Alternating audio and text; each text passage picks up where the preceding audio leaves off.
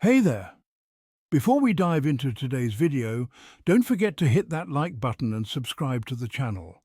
Your support helps us bring you the truth about the issues no one else is talking about.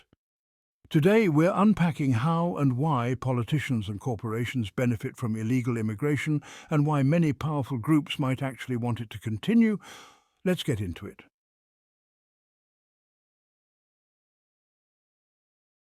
Illegal immigration is one of the most controversial topics in the United States. For years, political leaders and corporations have debated border security, the rights of undocumented workers, and the economic and social consequences of illegal immigration. But behind all the fiery rhetoric and public posturing, there's a reality few people are willing to discuss. Both politicians and corporations benefit from illegal immigration in ways that aren't always obvious. It's time to pull back the curtain and reveal why some powerful people and businesses want to keep the system as it is, broken and full of loopholes. In this video, we'll explore how both sides of the political aisle and major corporations have something to gain from the presence of illegal immigrants in the US workforce and what that means for everyday Americans.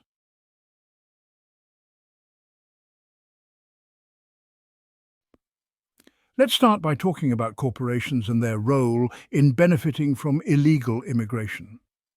The truth is, large corporations have a financial incentive to maintain a flow of undocumented workers.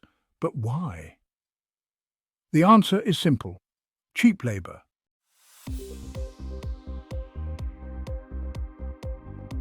Illegal immigrants often take jobs that pay much lower wages than what American citizens would typically accept. They work in industries like agriculture, construction, hospitality, and food service, where wages are often low and working conditions can be grueling. Without proper documentation, they lack the bargaining power to demand fair wages or benefits, making them an attractive option for employers looking to cut costs. For major corporations, this is a win-win. They get access to a workforce willing to work for less, which helps reduce labor costs and increase profits. These companies can then pass the savings on to consumers or, more likely, boost their own bottom line. Whether it's the fruit you buy at the grocery store or the fast food burger you grab on your lunch break, chances are illegal immigrants helped keep the prices lower than they otherwise might be.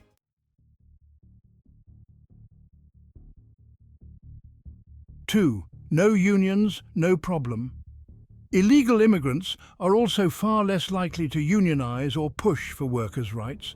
Since they're often living in fear of deportation, they're less inclined to speak up about labor abuses, unsafe working conditions, or wage theft. This makes them an ideal workforce for corporations looking to sidestep regulations and avoid the complications that come with unionized labor. It's no secret that unions have historically fought for better pay, benefits, and working conditions for American workers. But undocumented workers, fearing exposure or deportation, are often silent. This not only benefits the companies that employ them, but also puts downward pressure on wages for American citizens competing for the same jobs. In the end, corporations get what they want: a compliant, low-cost labor force with minimal risk of pushback.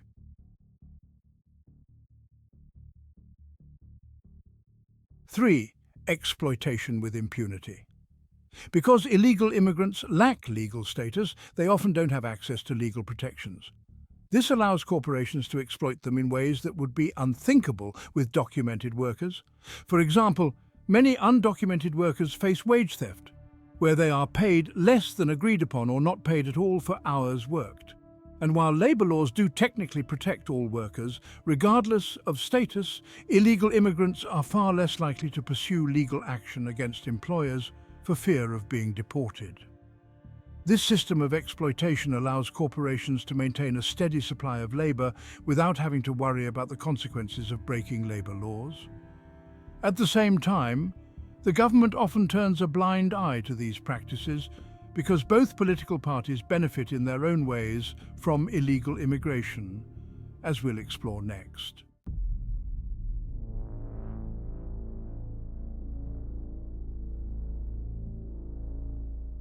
Part 2. How politicians benefit from illegal immigration. Now that we've covered how corporations benefit from illegal immigration, let's shift gears and talk about politicians. You might think that politicians would be eager to solve the issue of illegal immigration, given how much they talk about it during election cycles, but in reality, many of them benefit from keeping the status quo in place. Here's how.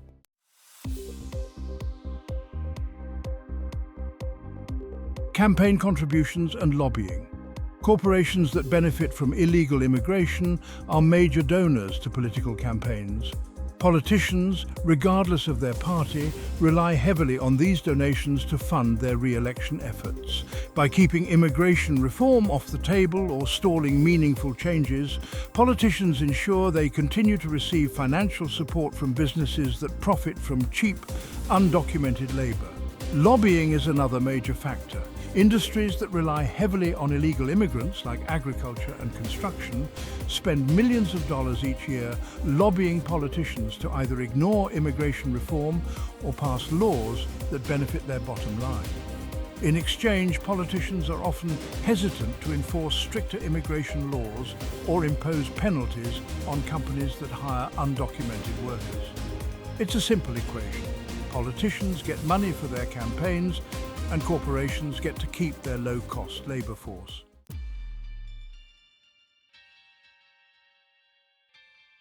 A divisive political tool.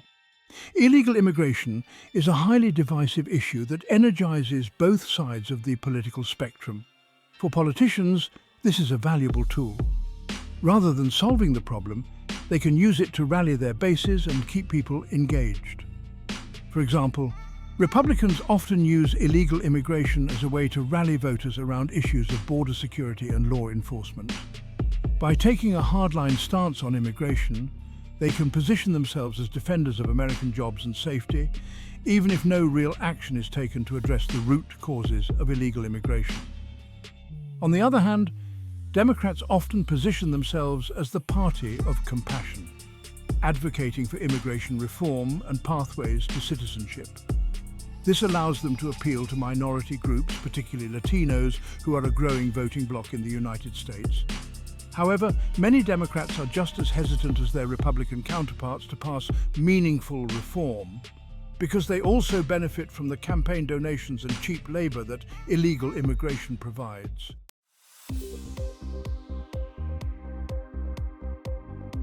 Political power and representation. Another often overlooked benefit of illegal immigration for politicians is its impact on congressional representation. The US Census counts all residents regardless of their legal status when determining the number of seats each state gets in the House of Representatives. This means states with large populations of illegal immigrants, like California, Texas, and Florida, have more political power in Congress. By maintaining a steady flow of illegal immigrants into their states, politicians can effectively increase their representation in Washington, D.C.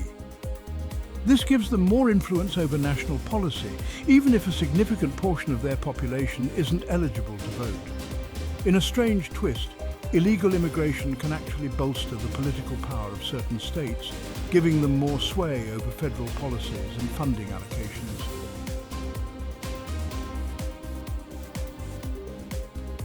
Part 3. Why the status quo continues. If both corporations and politicians benefit from illegal immigration, it's no wonder that meaningful immigration reform has been so hard to achieve. Despite all the rhetoric, neither side has much incentive to fix the system because the current situation works in their favor. Here are a few key reasons why the status quo persists.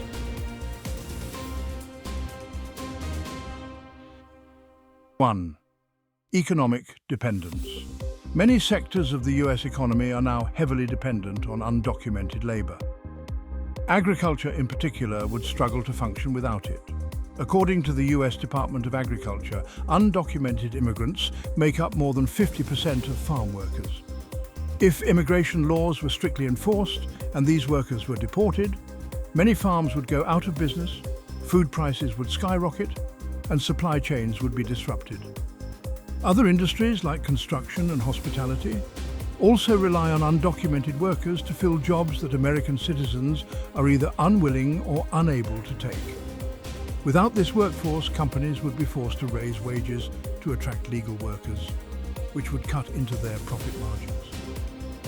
This economic dependence makes it incredibly difficult for lawmakers to take a hard stance on illegal immigration without facing significant backlash from businesses and consumers alike.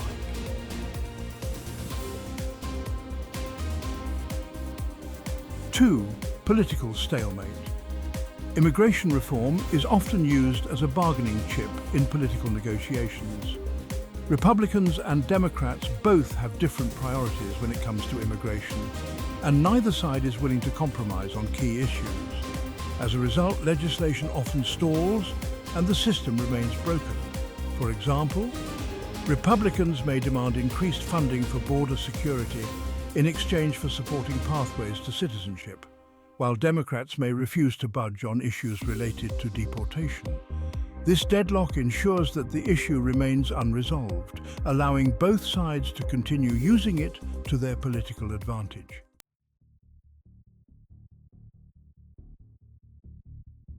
Many politicians are simply afraid of the political consequences of taking a strong stance on immigration. On the left, politicians worry about alienating their base by appearing too harsh on immigration enforcement, while on the right, there's a fear of alienating businesses that rely on undocumented workers. The result is a system where both parties talk a lot about immigration, but do very little to actually fix the problem.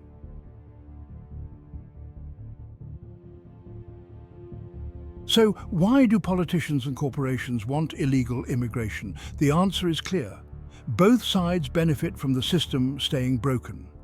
Corporations get cheap labor and bigger profits, while politicians get financial support, political power, and a convenient issue to rally voters around. But while the current system works for them, it doesn't work for everyday Americans. Illegal immigration puts downward pressure on wages, increases competition for jobs, and creates a cycle of exploitation that hurts both American workers and undocumented immigrants. Until there's a real commitment to reform from both sides, the cycle will continue, benefiting the powerful while the average American, both legal citizens and undocumented workers, continue to face the consequences.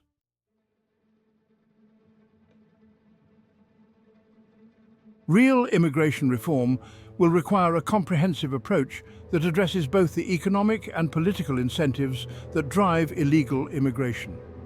Here are a few steps that could help shift the current system and create a fairer, more sustainable solution for everyone.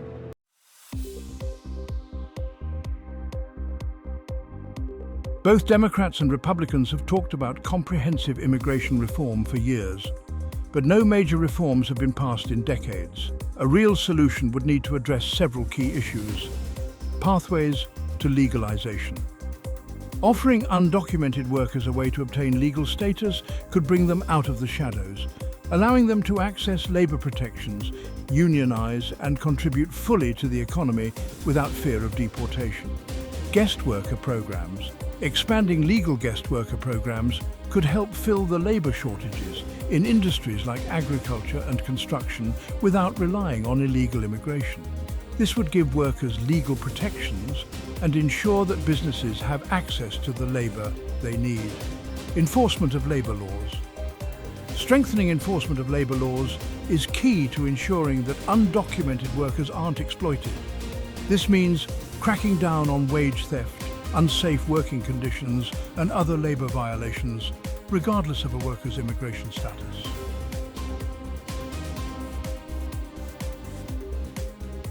Corporations that knowingly hire undocumented workers to take advantage of cheap labor should be held accountable for their actions.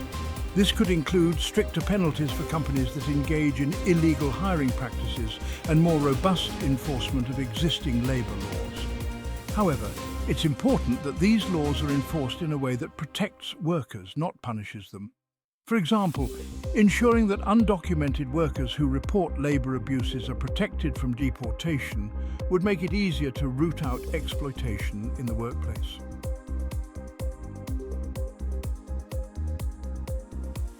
Another way to reduce illegal immigration is by addressing the economic conditions that drive people to leave their home countries in the first place. This could include foreign aid and trade policies. Investing in the economies of countries that send large numbers of immigrants to the United States, such as Mexico and Central American nations, could help reduce the push factors that drive people to cross the border illegally. This might include foreign aid, fairer trade agreements, and initiatives to promote economic stability and job creation in these countries. Humanitarian support? Expanding legal avenues for asylum seekers and refugees would provide a way for people fleeing violence and persecution to come to the United States legally, reducing the number of people attempting to cross the border illegally.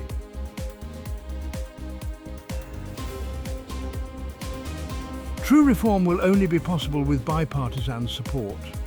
Politicians on both sides of the aisle need to be willing to compromise on their core issues and come together to create policies that work for everyone, not just the powerful and wealthy.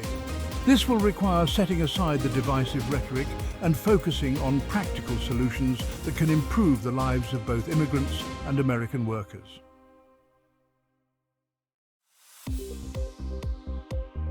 At the end of the day, illegal immigration isn't just about border security or humanitarian concerns. It's about economics, politics, and power.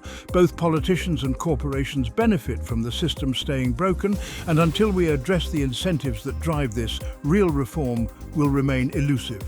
But by understanding the ways in which both sides profit from illegal immigration, we can start to demand better.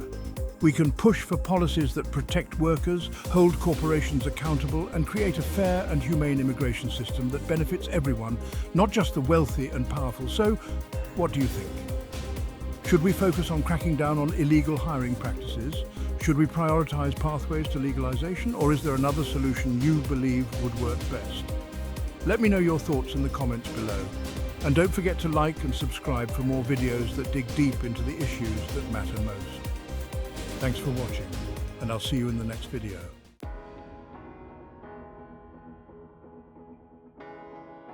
If you found this video insightful, make sure to hit that like button, share it with your friends, and subscribe for more content where we break down the truth behind the headlines. Drop a comment with your thoughts, and let's continue the conversation. Until next time.